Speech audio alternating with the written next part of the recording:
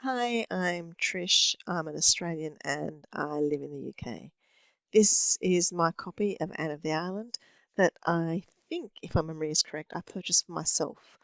I think it was the first Anne book that I bought. The previous ones having been gifted to me mainly by my sister. So it feels like this was actually my commitment to Anne, maybe the start of a lifetime commitment.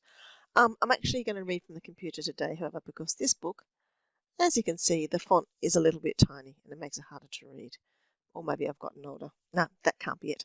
It must be the tiny font. Also, I've got a bit of a cold, so I'm a bit coffee. So I'm going to be pausing the video to catch my breath at times within the reading. So I hope that doesn't make it too jumpy. If it does, I apologise.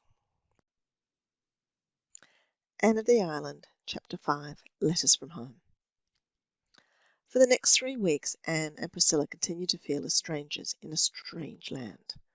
Then, suddenly, everything seemed to fall into focus. Redmond, professors, classes, students, studies, social doings. Life became homogeneous again, instead of being made up of detached fragments. The freshmen, instead of being a collection of unrelated individuals, found themselves a class, with a class spirit, a class yell, class interests, class antipathies, and class ambitions.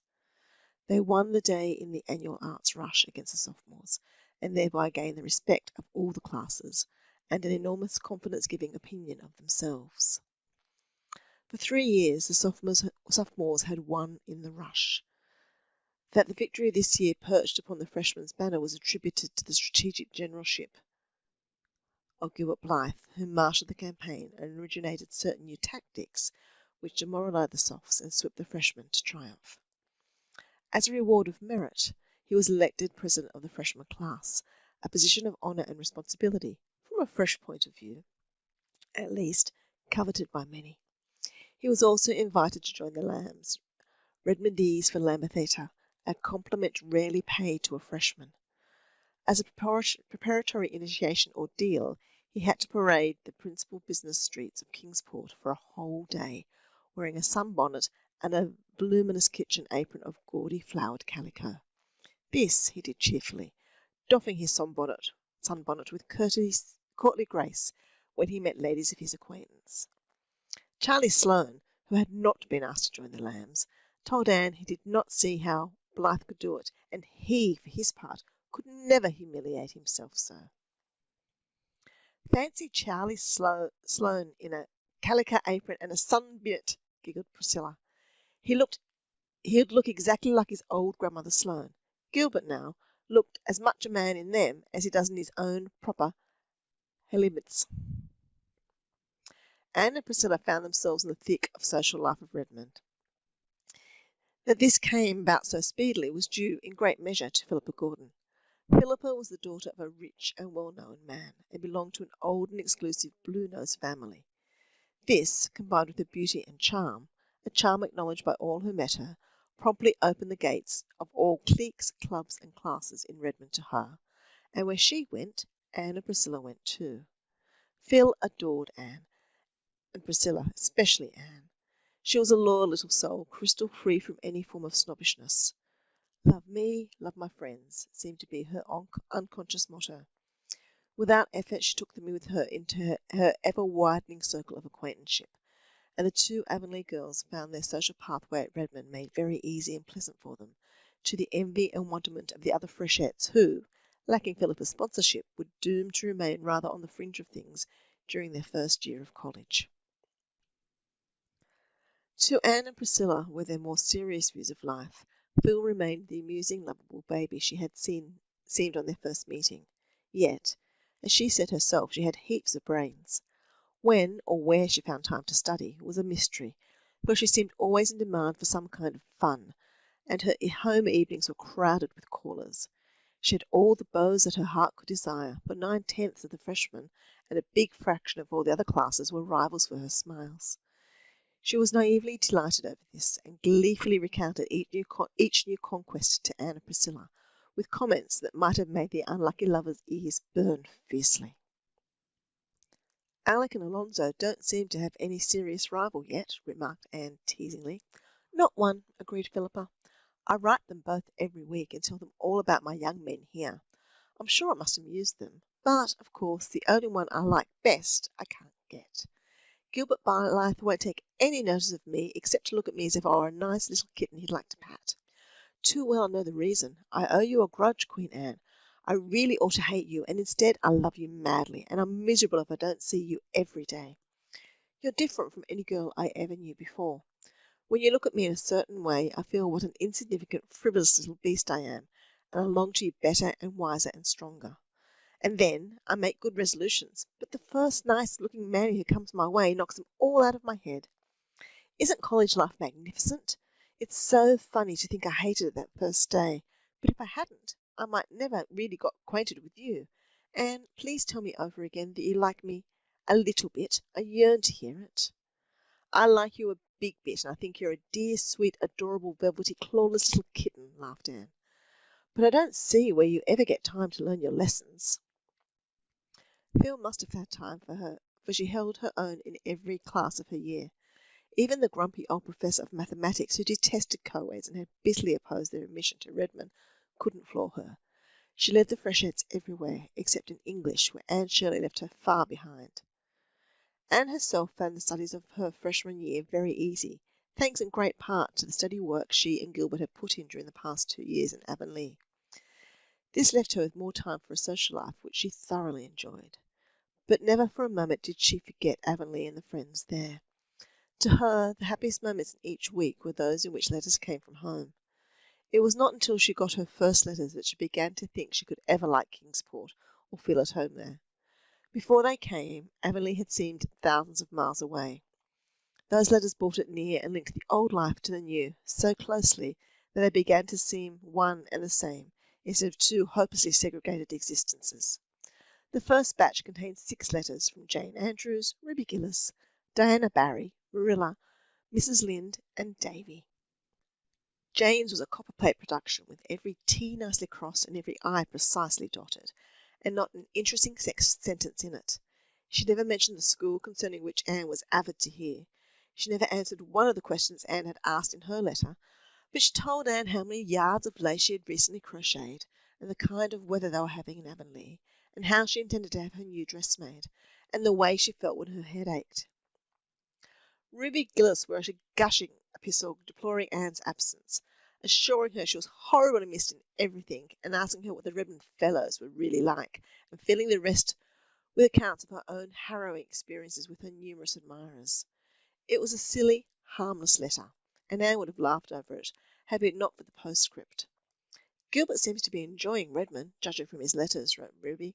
I don't think Charlie is so stuck on it. So Gilbert was writing to Ruby. Very well. He had a perfect right to, of course, only Anne did not know that Ruby had written the first letter, and that Gilbert had answered it from mere courtesy. She tossed Ruby's letter aside contemptuously, but it took all Diana's breezy, newsy, delightful epistle to banish the sting of Ruby's postscript. Diana's letter contained a little too much Fred, but was otherwise crowded and crossed with items of interest, and Anne almost felt herself back in Avonlea while reading it. Marilla's was a rather prim and colourless epistle, severely innocent of gossip or emotion. Yet somehow it conveyed to Anne a whiff of the wholesome, simple life at Green Gables, with its savour of ancient peace and the steadfast abiding love that was there for her. Mrs. Lynde's letter was full of church news. Having broken up housekeeping, Mrs. Lynde had more time than ever to devote to church affairs, and had flung herself into them heart and soul. She was, at present, much worked up over the poor supplies they were having in the vacant Avonlea pulpit. I don't believe any but fools enter the ministry nowadays, she wrote bitterly. Such candidates as they have sent us, and such stuff as they preach. Half of it ain't true, and what's worse, it ain't sound doctrine. The one we have now is the worst of the lot. He mostly takes a text and preaches about something else. He says he doesn't believe all the heathen will be eternally lost. The idea! If they won't, all the money we've given to foreign missions will be clean wasted, that's what. Last Sunday night he announced that the next Sunday he'd preach on the axe head that swam. I think he'd better confine himself to the Bible and leave sensational subjects alone. Things have come to a pretty pass if a minister can't find enough in Holy Writ to preach about, that's what. What church do you attend, Anne? I hope you go regularly. People are apt to get so careless about church going away from home, and I understand college students are great sinners in this respect. I'm told many of them actually study their lessons on Sunday. I hope you'll never sink that low, Anne. Remember how you were brought up and be very careful what friends you make. You never know what sort of creatures are in them colleges. Outwardly, they may be as witted speculars, and inwardly as ravening wolves. That's what. You'd better not have anything to say to any young man who isn't from the island. I forgot to tell you what happened the day the minister called here. It was the funniest thing I ever saw. I said to Marilla if Anne had been here she would have laughed. Even Marilla laughed. You know he's a very short, fat little man with bow legs. Well, that old pig of Mr. Harrison's, the big tall one, had wandered over here again that day and broke into the yard, and it got into the back porch unbeknownst to us, and it was there when the minister appeared in the doorway. It made one wild bolt to get out, but there was nowhere to bolt to except between them bow legs. So there it went, and, being as it was so big, and the minister so little, it took him clean off his feet and carried him away. His hat went one way, his cane the other, just as Marilla and I got to the door. I'll never forget the look of him, and that poor pig was nearly scared to death. I'll never be able to read the account in the Bible of the swine that rushed madly down the steep place into the sea without seeing Mr. Harrison's pig careering down the hill with the minister. I guess the pig thought he had the old boy on his back instead of inside of him. I was thankful the twins weren't about. It wouldn't have been the right thing for them to have seen a minister in such an undignified predicament. Just before they got to the brook, the minister jumped off, or fell off. The pig rushed through the brook like mad and up through the woods. Marilla and I ran down and helped the minister get up and brushed his coat. He wasn't hurt, but he was mad. He seemed to hold Marilla and me responsible for it all, though we told him the pig didn't belong to us and had been pestering us all summer. Besides, what did he come back to the back door for? You'd never have caught Mr. Allen doing that. It'll be a long time before we get a man like Mr. Allen. But it's an ill wind that blows no good. We've never seen hoof nor hair of that pig since, and it's my belief we never will. Things is pretty quiet in Avonlea. I don't find Green Gables as lonesome as I expected. I think I'll start another cotton warp quilt this winter. Mrs. Silas Sloane has a handsome new apple leaf pattern. When I feel I must have some excitement, I read the murder trials in the Boston papers my niece sends me. I never used to do it, but they're real interesting. The States must be an awful place. I hope you'll never go there, Anne. But the way girls roam over the earth now is something terrible. It always makes me think of Satan in the book of Job going to and fro and walking up and down. I don't believe the Lord ever intended it, that's what. Davy's been pretty good since you went away. One day he was bad, and Marilla punished him by making him wear Dora's apron all day. Then he went and cut all of Dora's aprons up. I spanked him for that. Then he went and chased my rooster to death. The McPhersons have moved down to my place. She's a great housekeeper and very particular. She's rooted all my June lilies up because she says they make the garden look so untidy. Thomas sent them lilies out when we were married. Her husband seems a nice sort of man, but he can't get over being an old maid. That's what. Don't study too hard, and be sure to put your winter underclothes on as soon as the weather gets cool.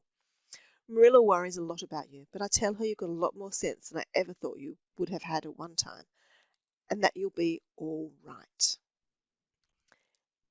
Davy's letter plunged into a grievance at the start. Dear Anne, please write and tell Marilla not to tie me to the rail of the bridge when I go fishing. The boys make awful fun of me when she does. It's awful lonesome here without you, but great fun in school. Jane Andrews is crosser than you. I scared Mrs. Lynde with a jack-o'-lantern last night.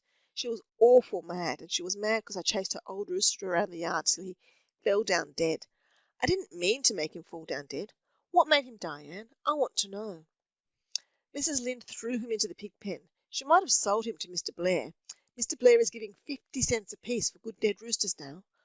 I heard Mrs. Lynde ask the minister to pray for her. What did she do that was so bad, Anne? I want to know. I've got a kite with a magnificent tail, Anne. Milty Bolter told me a great story in school yesterday. It is true. Old John Mosey and Leon were playing cards one night last week in the woods. The cards were on a stump, and a big black man, bigger than the trees, came along and grabbed the cards and the stump and disappeared with a noise like thunder. I'll bet they were scared. Milty says the black man was the old Harry. Was he, Anne? I want to know. Mr. Kimball over at Spencervale is very sick and will have to go to the hospital. Hospital. Please excuse me while I ask Marilla if that's spelled right. Marilla says it's asylum he has to go to, not the other place. He thinks he has a snake inside of him.